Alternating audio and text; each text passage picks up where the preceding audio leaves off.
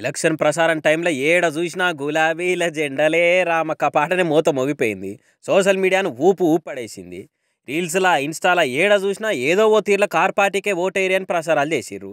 కానీ ఆఖరికి కాంగ్రెస్ పవర్లోకి వస్తుందనే వరకలా అవే ప్రచారాలు రీల్స్ చేసిన కొందరు ఇన్ఫ్లుయెన్సర్లు ఆ వీడియోలు పోస్టులు డిలీట్ చేసిర్రు. ఇక ఊకుట్రా ట్రోలింగ్ బ్యాచ్లు పైసలు తీసుకొని ప్రచారం చేసిర్రు. పార్టీ ఓడిపోగానే డిలీట్ చేసిర్రు. మీదికెళ్ళి కాంగ్రెస్కు కంగ్రాట్స్ అనుకుంటే పోస్టులు వేసి డబుల్ స్టాండ్ను భలే చూపిస్తారు కానీ ట్రోల్ చేస్తున్నారు.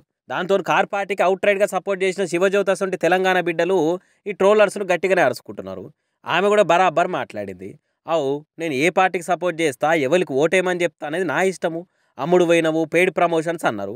కానీ రిజల్ట్ వచ్చినప్పటి సంది సోషల్ మీడియాలో ఏడ చూసినా మిస్సింగ్ కేసీఆర్ సార్ కేటీఆర్ అనే కానొస్తుంది. ఇట్లా కావద్దనే ముందు నుండి సపోర్ట్ చేసిన నేను. మీరు పెడితే ఎమోషను, నేను పెడితే ప్రమోషనా? నా మాటని ఎవరికో భయపడి వెనకకు తీసుకొని నేను వెనకకు పోను. లాస్ట్ ఒక్క మాట, జై కేసీఆర్ బాపు, జై బీఆర్ఎస్ పార్టీ. ఎప్పటికీ ఇదే మాట.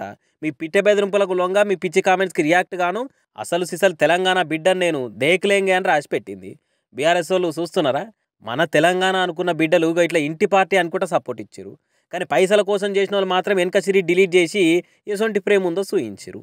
ఇసొంటోళ్ళతోని ప్రమోషన్ చేయించి లేని అభిమానాన్ని రుద్దుదామనుకుంటే అయ్యే పనేనా అని కామెంట్లు చేస్తున్నారు కార్ పార్టీ కట్టర్ ఫ్యాన్స్ కూడా. అసలు టీఆర్ఎస్ అనే పేర్లనే తెలంగాణ రాష్ట్ర సమితి అంటేనే ఒక వైబ్రేషన్ ఎనర్జీ ఉంటుండే. జనాలకు అలవాటైన ఆ పేరు తీసేసి ఎవరిదో అడుక్కొని తెచ్చి మెడలేసుకున్నట్టుంది బీఆర్ఎస్ అనే పేరు అని కూడా మస్తు మంది అన్నారు అప్పటికే. అది జాలినట్టు తెలంగాణ వాదం తెలియని ఇన్ఫ్లుయెన్సర్లతోటి రీల్స్ చేస్తే ఏం లాభం? కడుపు లేని కావలించుకుంటూ వస్తుందా అని గులాబీ పార్టీ అభిమానులు కూడా గులిగిరు.